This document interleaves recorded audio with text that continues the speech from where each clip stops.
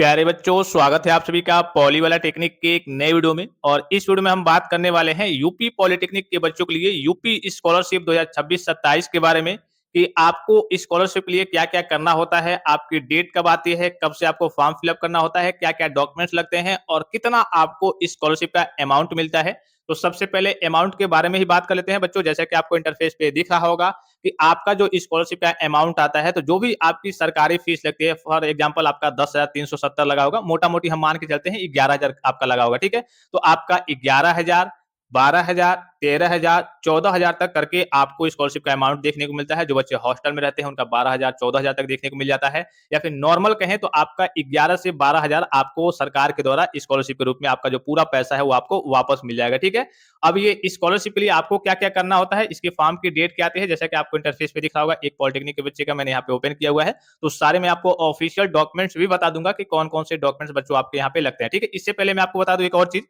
कि अगर आप फर्स्ट सेमेस्टर के नए स्टूडेंट्स हैं, इस बार आपने 2026-27 में कहिए कि एक तरीके से एडमिशन लिया है फर्स्ट ईयर में और आपके पास पढ़ने के लिए नोट्स नहीं है, ई बुक नहीं है, बुक नहीं है, इंपॉर्टेंट क्वेश्चंस के पीडीएफ चाहिए, पिछले 12 साल के आपको ओरिजिनल क्वेश्चन पेपर चाहिए, उसके पीडीएफ चाहिए। ये सारी चीजें साथ ही साथ आपको प्री बोर्ड का मॉडल पेपर चाहिए 2026-27 का, जिसमें आपके एक्सपेक्टेड और इंपॉर्टेंट क्वेश्चंस रहते हैं, वो सारे पीडीएफ। ये सारी चीजें बच्चों आपको पॉली वाला टेक्निक एप्लीकेशन पे मिनिमम चार्जेज में मात्र 99 रुपीज में देखने को मिल जाएंगी। अगर आप मार्केट से केवल एक बुक खरीदने जाते हैं, पूरे बुक की बात नहीं कर रहा हूं, केवल एक बुक खरीदने जाते हैं तो उसकी प्राइस आपको देखने को मिलेगी 250-300। यहाँ से आपको सभी सब्जेक्ट के नोट्स, सभी सब्जेक्ट के ई बुक, सभी सब्जेक्ट के ओरिजिनल बुक, सभी सब्जेक्ट के आपके पिछले 12 साल के ओरिजिनल क्वेश्चन पेपर, इसके अलावा इंपॉर्टेंट क्वेश्चंस के पीडीएफ, ये सारी चीजें बच्चों आपको इकट्ठा एक जगह पॉली वाला टेक्निक एप्लीकेशन पे मिनिमम चार्जेस में मात्र 99 रुपीज में देखने को मिल जाएंगी। तो प्ले स्टोर से जाकर के पॉली वाला टेक्निक एप्लीकेशन को डाउनलोड करके बच्चों आप इन सारी चीजों का लाभ वगैरह प्राप्त कर सकते हैं और आप अपनी तैयारी को बूस्ट कर सकते हैं, क्योंकि बच्चों के पास इतना समय नहीं होता है। आपको मालूम है कि 1 नवंबर से आपके एग्जाम की डेट है, जो आपका बोर्ड का एग्जाम होने वाला है फर्स्ट सेमेस्टर के बच्चों का।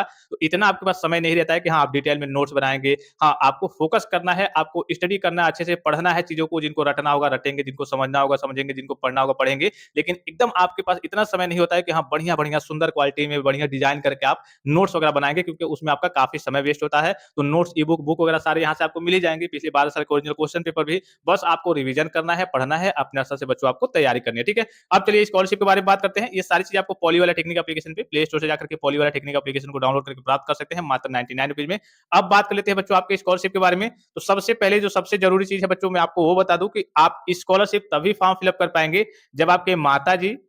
या फिर पिताजी सरकारी जॉब में नहीं, अर्थात कहने का सीधा मतलब है कि जिन भी बच्चों के माताजी या फिर पिताजी सरकारी विभाग में कोई नौकरी करते हैं, तो आप इसके लिए एलिजिबल नहीं होते हैं। इसके अलावा दूसरी चीज कि अगर आपके फैमिली की जो इनकम है वो 2.5 लाख रुपए से अधिक है, ठीक है? 2.5 लाख रुपए किनके लिए है भाई? एससी और एसटी कास्ट कैटेगरी के बच्चों के लिए है। अगर आप जनरल या फिर ओबीसी से हैं, तो आपके फैमिली की जो इनकम होनी चाहिए सालाना, यानी कि वार्षिक आय जो होनी चाहिए वो 2 लाख रुपए से अधिक नहीं होनी चाहिए, ठीक है? अगर मान लीजिए कि आपके फैमिली में लोग जो है, आपके माताजी पिताजी वो 2 लाख, 3 लाख, 4 लाख यानी कि 2 लाख से ऊपर कमाते हैं, तो इस केस में आप यूपी स्कॉलरशिप के लिए एलिजिबल नहीं रहते हैं। तो ये कहाँ से देखा जाता है? ये आपके इनकम सर्टिफिकेट से, जो आपका फैमिली का इनकम सर्टिफिकेट बनता है आपके गार्जियन के नाम का, माताजी के नाम का या फिर पिताजी के नाम का, उसमें इनकम देखा जाता है। तो जब भी आप बनवाएंगे तो आप कहिए कि 2 लाख से कम ही बनवाएंगे। जो एससी एसटी वाले बच्चे हैं वो 2.5 लाख से कम ही बनवाएंगे, ठीक है? तो इतनी चीजों को समझ गए कि हाँ भाई, आपके माताजी पिताजी सरकारी विभाग में नहीं होने चाहिए, और दूसरी कि आपकी जो फैमिली की इनकम होनी चाहिए वो 2 लाख रुपए से कम होनी चाहिए जनरल वाले बच्चों के लिए, ओबीसी वाले बच्चों के लिए, और 2.5 लाख रुपए से कम होनी चाहिए आपके एससी और एसटी कास्ट कैटेगरी के बच्चों के लिए। ये एक तरीके से मेन क्राइटेरिया है। अगर इसको आप फॉलो नहीं करते या फिर इसके अंडर आप नहीं आते हैं, तो इस केस में बच्चों आप स्कॉलरशिप का फॉर्म फिलअप नहीं कर सकते हैं, ठीक है? अब फॉर्म कब से आपका फिलअप होगा वो मैं आपको बता दे रहा हूँ, और फिर उसके बाद से मैं आपको ये बता दे रहा हूँ कि इसमें बच्चों आपके कौन-कौन से डॉक्यूमेंट्स लगते हैं, कैसे फॉर्म फिलअप करना होता है। तो जब आपका फॉर्म फिलअप होगा तो मैं आपको एक वीडियो प्रोवाइड करूँगा। देखिए, यहाँ पे जो आपका 11,010 के आसपास, 11,370 के आसपास जो आपका फीस लगता है, ऑफिशियल फीस का डेटा दिख रहा होगा। किस कॉलेज का है भाई? तो संजय गांधी गवर्नमेंट पॉलिटेक्निक जगदीशपुर अमेठी, ठीक है? ये आपका एकदम पॉलिटेक्निक जो गवर्नमेंट पॉलिटेक्निक है संजय गांधी, जो लखनऊ के पास है, आपके 60-70 किलोमीटर के रेंज में, बढ़िया रेपुटेटेड कॉलेज है, अच्छा कॉलेज है। इनसे करिए कि इस कॉलेज का ये फॉर्म है, कई सारे बच्चों का, ये हमारा ही कॉलेज है, हम कई सारे बच्चों का फॉर्म फिलअप करते हैं, तो वही मैं आपको दिखा रहा हूँ, ठीक है? बाकी सारे डेटा वगैरह दिख रहे होंगे। हम डॉक्यूमेंट्स की ओर चलते हैं और डेट की ओर चलते हैं, ठीक है? तो यहाँ पे सबसे पहले मैं आपको डॉक्यूमेंट्स दिखा दूं, क्योंकि डॉक्यूमेंट्स में देखिए आपके सारे डॉक्यूमेंट्स आपके पास रेडी होंगे। कैसे रेडी होंगे भाई? अभी आप नया एडमिशन लिए है तो आपके पास सारे डॉक्यूमेंट्स होंगे ही। तो डॉक्यूमेंट्स में देखिए लगेंगे क्या क्या, वो मैं आपको बता दे रहा हूँ। सबसे पहले आवेदक के माता पिता अभिभावक के आय प्रमाण पत्र की छायाप्रति निर्धारित प्रारूप पर। अब देखिए यहाँ पे मैंने आपको बताया था कि जो इनकम सर्टिफिकेट होता है, आय प्रमाण पत्र होता है, वो स्टूडेंट के नाम का नहीं बनता है, वो आपके माताजी के नाम का होना चाहिए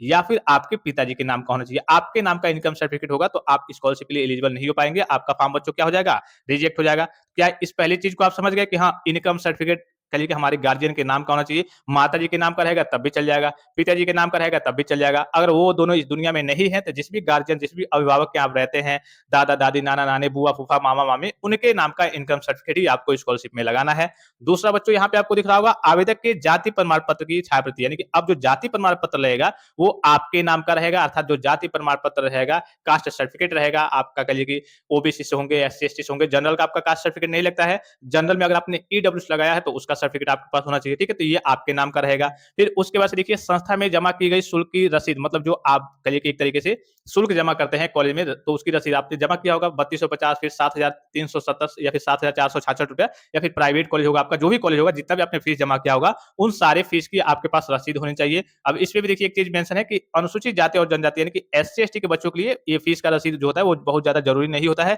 क्योंकि बहुत सारे बच्चों का उनका जो एडमिशन वगैरह होता है वो स्कॉलरशिप के बेस पे भी हो जाता है। तो अगर आपका स्कॉलरशिप के बेस पे हुआ है तब आपको इसकी रसीद की जरूरत नहीं है, अगर आपका कहिए कि फीस जमा करके हुआ है तब इसकी रसीद आपकी लगेगी, ठीक है। फिर उसके बाद से देखिए अगर आपका गैप होगा तो भाई आपने एडमिशन के टाइम में ही अपना गैप सर्टिफिकेट बनवाया होगा, तो अगर आपका गैप होगा तो आपके गैप सर्टिफिकेट लगेगा। फिर उसके बाद से अगर आप हॉस्टल में रहते हैं, मान लीजिए कि आपको हॉस्टल अलॉट हो गया है, हॉस्टल मिल गया है, तो हॉस्टल की रसीद लगेगी, आपको एक रसीद मिलेगा, और हॉस्टल में जितना फीस वगैरह आपने जमा किया है उसकी रसीद आपको, उसकी शुल्क की रसीद कि हाँ हमने 2300 रुपया 2500 रुपया जमा किया है, उसकी रसीद आपको दिखानी होती है। और यही जो स्कॉलरशिप का अमाउंट है, ये जो हॉस्टल वाला फीस रहता है 2300 2500, ये भी आपको स्कॉलरशिप में आपको वापस मिल जाता है, ठीक है। फिर उसके बाद से आपका पासबुक, भाई जाहिर सी बात है कि ये स्टूडेंट का ही होना चाहिए, और यहाँ पे ये ध्यान देना है कि इसमें ये ध्यान देना है आपको कि ये जिस भी जिले में आपका कॉलेज हो गया, फॉर एग्जाम्पल कि आप गोरखपुर के रहने वाले हैं, ठीक है भाई, मैं मान लीजिए कि फॉर एग्जाम्पल कोई स्टूडेंट हो गया गोरखपुर का रहने वाला है, उसको कॉलेज मिल गया है संजय गांधी, हमारा वाला ही कॉलेज जगदीशपुर वाला मिल गया, ठीक है। तो अब उसका जो बैंक अकाउंट होना चाहिए वो गोरखपुर का नहीं होना चाहिए, वो यहाँ पे संजय गांधी पॉलिटेक्निक के आसपास जो एरिया होगा इस जिले का, अर्थात अमेठी जिले का, उसके क्या होना चाहिए,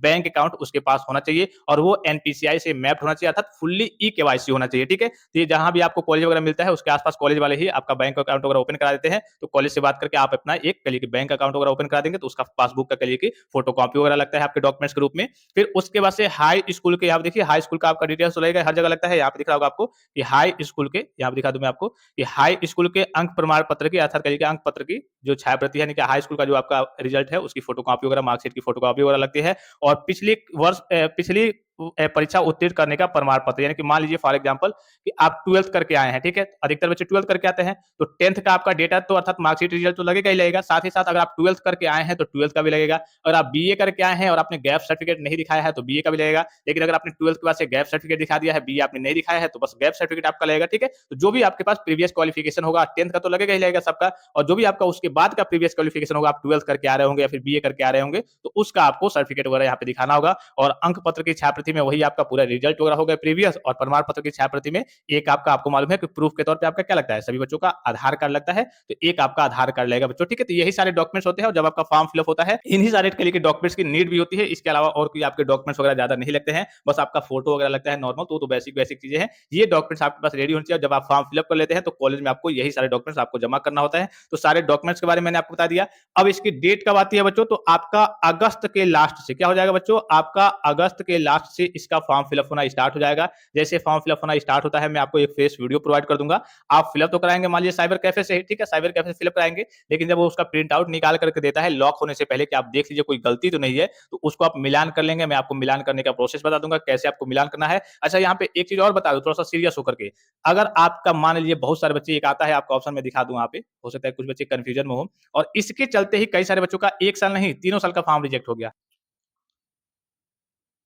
ये दिख रहा होगा, ठीक है। यहाँ पे रहता है एक, देखिए चौथा वाला ऑप्शन है कक्षा की वर्ष एवं अवधि, ठीक है, यानी कि आपका पॉलिटेक्निक कितने साल का है, फॉर एग्जांपल आप नॉर्मल आए हैं ग्रुप ए से, या फिर लेटरल एंट्री से होंगे तो 2 साल का होगा, ऐसे नॉर्मल 3 साल का होता है, तो यहाँ पे लिखा रहेगा 1 और 3, क्या लिखा रहेगा 1 और 3, यानी कि पहले साल में आपका एडमिशन हो गया है और 3 साल का आपका कोर्स है। यहाँ पे एक बच्चे का हो गया था 3 यानी कि 3 साल का करिए के कोर्स है और तीसरे साल में आप हैं, इस केस में उसको 1 साल स्कॉलरशिप मिला, और उसके बाद से ये दिख जाएगा इसमें फॉर्म में कि हाँ आपका पूरा पॉलिटेक्निक कंप्लीट हो गया है, मतलब कि एक छोटी सी गलती, एक का आपका गलती से 3 हो गया है फॉर्म में, इसकी वजह से 1 साल ही आपको स्कॉलरशिप मिला और उसके बाद से आपको स्कॉलरशिप नहीं मिला। इसके अलावा अन्य बेसिक बेसिक ऐसी गलतियां हैं जो बच्चे एक बार आप गलती कर देंगे, रजिस्ट्रेशन कर देंगे, तो आपको मालूम है कि आपका एक ही आधार कार्ड है, ठीक है, वही आप आपका आधार कार्ड मोबाइल नंबर जो लिंक रहता है उसमें आपके आधार कार्ड से मोबाइल नंबर लिंक चाहिए, ठीक है? तो ये सारी चीजें एक ही बार होती हैं। जब एक बार रजिस्ट्रेशन कर देंगे और आप गलती कर देंगे, फिर आप लाखों दौड़-धूप कर लेंगे, आपके फॉर्म का करेक्शन नहीं होगा। तो जब भी आप फॉर्म फिल अप कराएँगे, जहाँ से भी फॉर्म फिल अप कराएँगे, आराम से इत्मीनान से कराएँगे, नहीं तो एक छोटा-सा डेटा आप क्या करेंगे, मिसमैच करेंगे, गलती करेंगे और पूरा 3 साल का बच्चा आपका क्या हो जाएगा, पॉलिटेक्निक का जो अमाउंट है, वो आपके जेब से एक तरीके से चला जाएगा, वो आपके हाथ से छूट जाएगा।